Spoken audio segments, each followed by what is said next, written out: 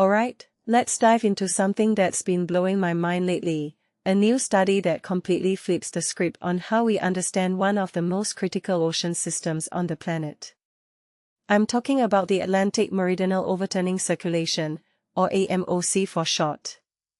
Now, if you've ever heard of the global ocean conveyor belt, that's essentially what the AMOC is, a massive system that moves warm water north and cold water south, shaping climates across the North Atlantic and Europe.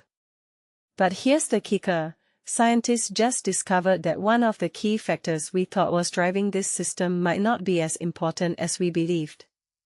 And personally, I think this is a game changer for how we approach climate science. So, let's start with the hook. What if I told you that a major ocean lifeline nearly shut down millions of years ago, but the AMOC stayed strong? That's exactly what this international research team found. For decades, the textbook explanation has been that warm, salty water from the Indian Ocean, known as Agulhas leakage, flows into the Atlantic and helps sustain the AMOC by encouraging deep water formation. It's like adding salt to a pot of water to make it denser and sink faster. But here's where it gets fascinating. The study shows that even when Agulhas leakage weakened dramatically during the late Pliocene, the AMOC didn't just survive, it actually intensified in some parts. What makes this really interesting is that it challenges a fundamental assumption in oceanography. If you take a step back and think about it, this isn't just about rewriting textbooks, it's about rethinking how sensitive, or resilient, our planet's systems really are. Now, let's break this down. The researchers looked at a period around 3.4 million years ago, during a glacial event followed by a warmer period. They analyzed sediment cores from the Agulhas Plateau near South Africa and the Gulf of Mexico, tracking changes in ocean temperatures and the movement of the subtropical front. What they found was that as the front shifted northward, Agulhas leakage declined, and the region cooled by about 3 degrees Celsius. According to the old theory, this should have weakened the AMOC. But instead, deep water formation in the North Atlantic actually strengthened, and the thermocline, the boundary between warm surface water and cold deep water, became shallower across the Atlantic. One thing that immediately stands out is how counterintuitive this is.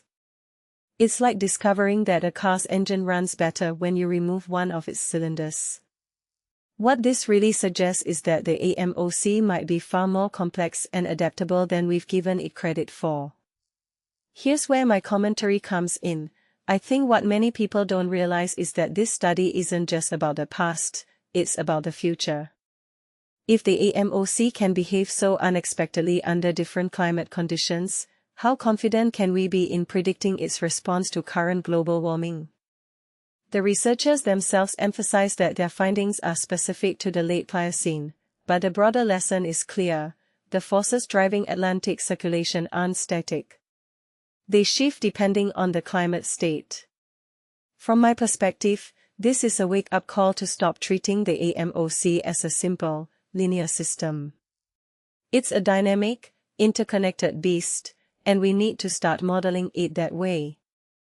Another detail I find fascinating is how this study highlights the importance of local processes. Traditionally, we've focused on the role of Agulhas leakage in delivering salty water to the Atlantic.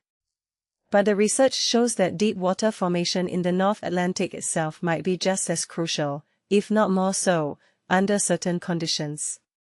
This raises a deeper question: are we overlooking other local mechanisms that could be driving ocean circulation? Personally, I think this is where the next big discoveries in climate science are going to come from, not just studying the big picture, but zooming in on the smaller, often overlooked processes that could be tipping the scales.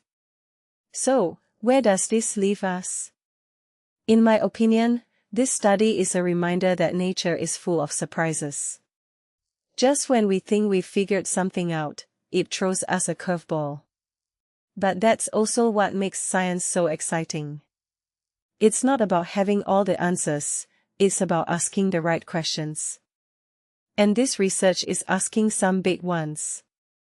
If the AMOC can stay strong even when one of its supposed lifelines weakens, what else don't we know? How might this change our predictions about climate change, sea level rise, or extreme weather?